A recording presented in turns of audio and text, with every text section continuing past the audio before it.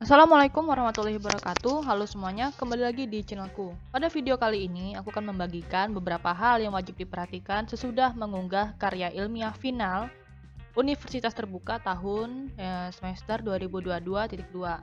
Untuk poin-poin penting yang wajib kalian perhatikan adalah, jadi kalau kalian sudah mengunggah karya yang final dan diunggah di laman e-learning, nanti akan dikoreksi terlebih dahulu oleh dosen pembimbing masing-masing, dan masih bisa diperbaiki dan harus mengupload karya final sebelum tanggal 19 Desember. Cuman kemarin sempat dapat beberapa informasi, beberapa dosen pembimbing ada yang menyarankan untuk mengupload paling tidak itu di hari ini pada tanggal 6 Desember, ada juga yang menginfokan di tanggal 9 Desember. Ini kalian sesuaikan dengan arahan dosen pembimbing masing-masing ya teman-teman. Itu untuk artikel finalnya untuk dinilai. Nah, kalau sudah dinilai nanti misalkan dosen yang mau nyuruh revisi, silahkan kalian revisi. Jadi, untuk karil pada semester ini silahkan kalian ikuti arahan dosen pembimbing masing-masing. Jadi yang saya infokan ini hanyalah garis besarnya saja. Jadi untuk sesuai nilai dan lain sebagainya serta koreksi itu kita serahkan antara dosen pembimbing dan juga mahasiswa masing-masing.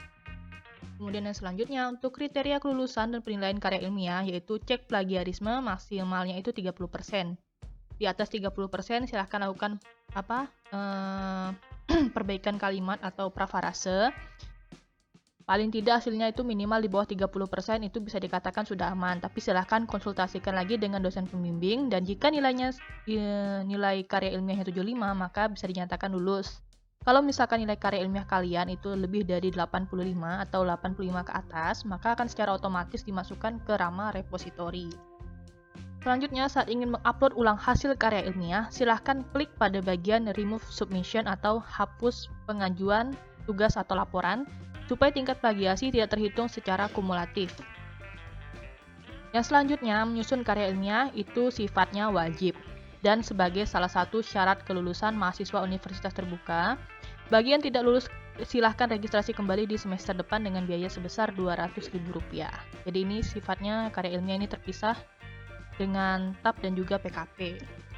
Dan yang terakhir untuk status keterangan di LKM atau lembar kemajuan akademik, keterangannya adalah LL itu untuk mata kuliah yang lulus, untuk karya ilmiah yang lulus, dan keterangan TL itu tidak lulus.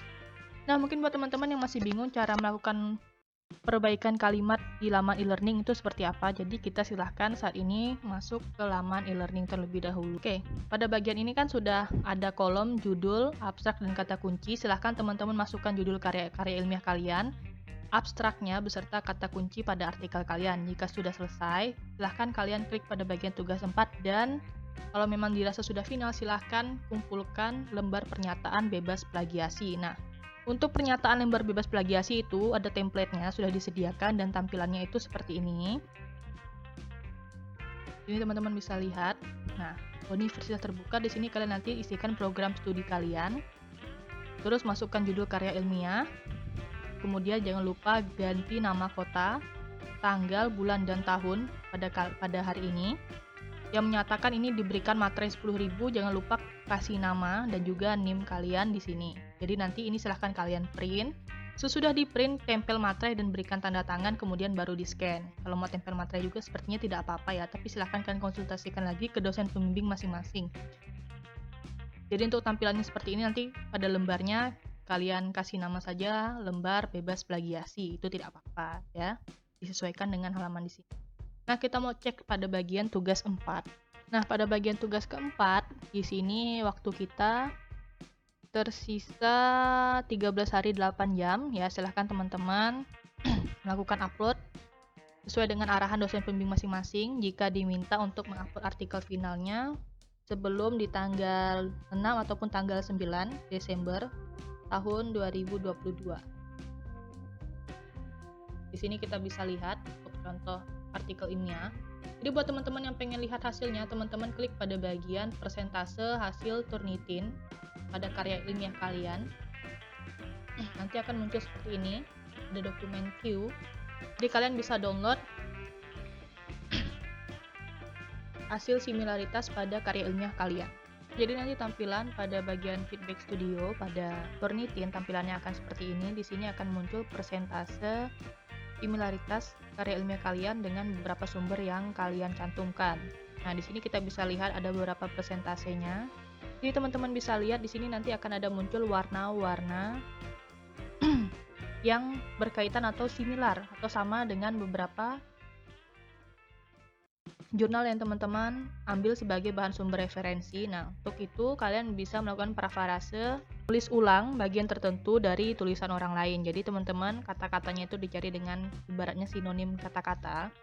Jadi tinggal teman-teman rangkai atau kembangkan lagi kata-katanya biar hasil similaritasnya ini bisa berkurang. Nah, untuk teman-teman yang mau download, klik pada bagian download ini. Kemudian download pada bagian current view. Nah, nanti teman-teman kalau sudah terdownload pada bagian current view, silahkan teman-teman lihat pada kalimat-kalimat mana saja yang perlu dilakukan parafrase atau melakukan perbaikan kalimat biar hasil plagiarismenya itu bisa turun. Dan kalau kita klik pada bagian information, nanti akan muncul student ID, kemudian class name, karya ilmiah yang kalian ikuti. Kemudian ada class ID, submission ID, submission date, beserta nama filenya, ukuran file, beserta jumlah halaman. Jadi jumlah halaman itu kalau berdasarkan panduan karya ilmiah, itu kisaran dari 10 sampai dengan 15 halaman, itu di luar cover dan juga daftar pustaka. Jadi ini 10 sampai 15 bukan 10 sampai 5 halaman ya teman-teman ya. Jadi mungkin misalkan teman-teman sudah konsultasikan ke dosen pembimbing masing-masing dan misalkan ada kesepakatan di antaranya, silahkan ikuti kesepakatan bersama dengan dosen pembimbing masing-masing. Cuman jika kita mengikuti panduan artikel penyusunan karya ilmiah, itu kisaran halaman karya ilmiah itu 10 sampai dengan 15 halaman, itu di luar cover dan juga daftar pustaka. Baiklah teman-teman, sekian dulu untuk video kali ini. Sampai jumpa di videoku selanjutnya. Assalamualaikum warahmatullahi wabarakatuh.